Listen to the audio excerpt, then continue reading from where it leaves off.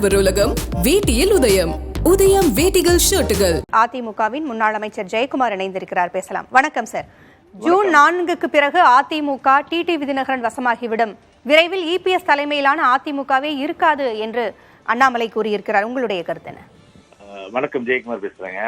திரு அண்ணாமலை பொறுத்தவரை காவல்துறையிலிருந்து அரசியலுக்கு வந்தவர்.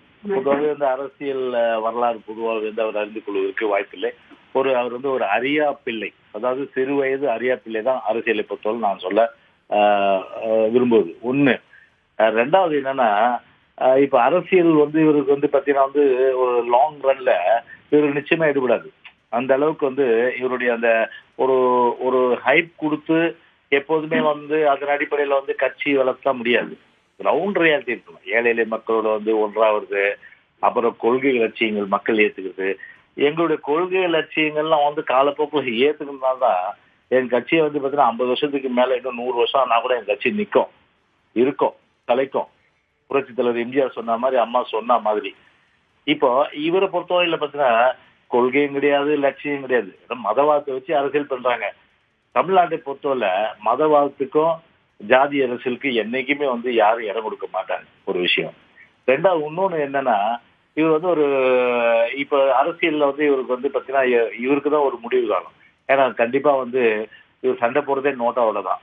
ஏன்னா அப்படி இருக்கும்போது பாத்தீங்கன்னா இவருடைய அந்த சுயரூபம் பாத்தீங்கன்னா எந்த அளவுக்கு இவர் பொய் சொல்லி மக்களை ஏமாற்றி ஒரு ஹைப் கொடுத்தது, நடைபயணம்னு சொல்லிட்டு போயிட்டு வண்டியில ஏறிட்டு அந்தந்த பேரூராட்சியில, மாநகராட்சியில, நகராட்சியில அங்க போய் ஒரு சும்மா அப்படி ஒரு கையை காமிச்சிட்டு அதுக்கு ஒரு பெரிய ஹைப் கொடுத்தது, இதெல்லாம் ஈடுபட போறது கிடையாது. அதனால இப்போ திரைக்கதை, வசனம், டைரக்ஷன், அதாவது ஒரு திரைக்கதை ஆசிரியரா போலாம், வசனகர்த்தாவா போலாம், இல்லைன்னா ஒரு ஆசிரியரா போலாம், ஒரு கதாசிரியரா போலாம்.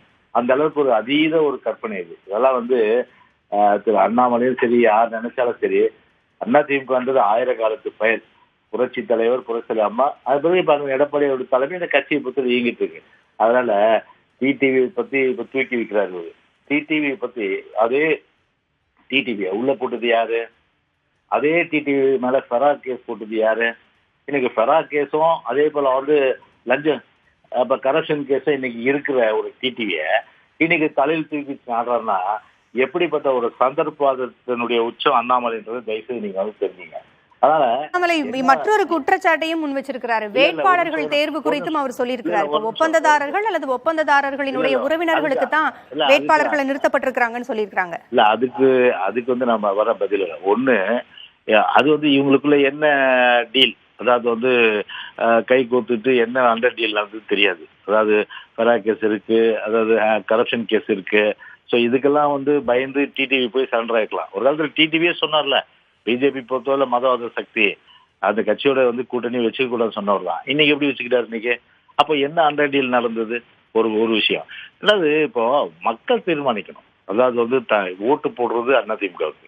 அதாவது அதிமுக வேட்பாளர் கண்டிப்பா ஜெயிக்க போறோம், கூட்டணி வேட்பாளர் உட்பட. அப்படி இருக்கும்போது தீர்மானிக்க வேண்டியது மக்கள். இவர் அண்ணாமலை தீர்மானிக்கிற விஷயம் கிடையாது. அதனால ஜூன் 4 வரல பொறுத்துருங்க. கண்டிப்பா ஜூன் 4 தேர்தல் முடிவுக்கு பிறகு என்ன நடக்கும், காட்சிகள் மாறுகின்றனவா, யார் யாரோட கூட்டணி என்பதை இன்னும் அழுத்தமாக தெரிந்து கொள்ளலாம். இணைப்பிற்கு கருத்துக்களை பகிர்ந்தமைக்கு நன்றி திரு ஜெயக்குமார். முன்னேற்ற கழகம் அம்மா அவர்கள், காலஞ்சென்ற அம்மா அவர்கள், மக்களுடைய அன்பையெல்லாம் பெற்ற நம்முடைய புரட்சி தலைவி அம்மா அவர்கள் ஆண்டவனோடு இருந்ததெல்லாம் பார்த்துக்கிட்டு இருக்கிறார். இன்னைக்கு எடப்பாடி பழனிசாமி அவர்கள் இந்த கட்சியை கான்ட்ராக்டருக்கு தாரை வார்த்திருக்கின்றார். அவர் போட்டிருக்கக்கூடிய வேட்பாளரை மட்டும் பாருங்க. கிளாஸ் ஏ கான்ட்ராக்டர் பையனா சீட்டு, மணல் கடத்துறீங்களா உங்க தம்பி பையனுக்கு சீட்டு. நீங்க இதுக்கு முன்னாடி எனக்கு மெடிக்கல் காலேஜ் தமிழ்நாட்டில் வரும்போது கான்ட்ராக்ட் எடுத்து கட்டினீங்களா உங்களுக்கு சீட்டு. அனைத்து இந்திய அண்ணா திராவிட முன்னேற்ற கழகத்தினுடைய இன்னைக்கு எடப்பாடி பழனிசாமி அவர்கள் யாருக்கு சீட்டு கொடுத்திருக்காங்கன்னு பாருங்க. உண்மையான அண்ணா திராவிட முன்னேற்ற கழகத்தினுடைய தொண்டர்கள் அதை ஏற்றுக்கொள்ள மாட்டார்கள். அதனால்தான் நான் தொடர்ந்து சொல்லிக் கொண்டிருக்கின்றேன், 2024 தேர்தலுக்கு பிறகு எடப்பாடி பழனிசாமி அவர்கள் தலைமையிலான அண்ணா திராவிட முன்னேற்ற கழகம் இருக்காது. அந்த தொண்டர்கள் எல்லாம் அண்ணன் டிடிவி தினகரன் அவர்கள் பின்பு அணிவகுத்து நிற்க போகின்றார்கள். அது ஜூன் 4ஆம் தேதிக்கு பிறகு அது நடக்கத்தான் போகுது. இதை நான் ஓப்பனாவே சொல்றேங்க. சொல்வதில் எனக்கு தயக்கமோ பயமோ கிடையாது. காரணம், தவறு செய்பவர்களை தவறு செய்கின்றார்கள் என்று சொல்ல வேண்டும். கட்சியை அடமானமாக அவர்கள் நடத்துவதற்கு யாருக்கும் உரிமை இல்லை. கான்ட்ராக்டர்களுக்காக கட்சி, பணம் சம்பாதிப்பதற்காக ஒரு கட்சி, கேட்டால் தமிழ்நாட்டினுடைய உரிமையை காப்பாற்றும். ஐயா 2019 இங்கே பாரதிய ஜனதா கட்சியினுடைய தொண்டர்கள் நீங்க இருக்கிறீங்க. ஆடவர் உலகம் வேட்டியில் உதயம். உதயம் வேட்டிகள் ஷர்ட்டுகள்.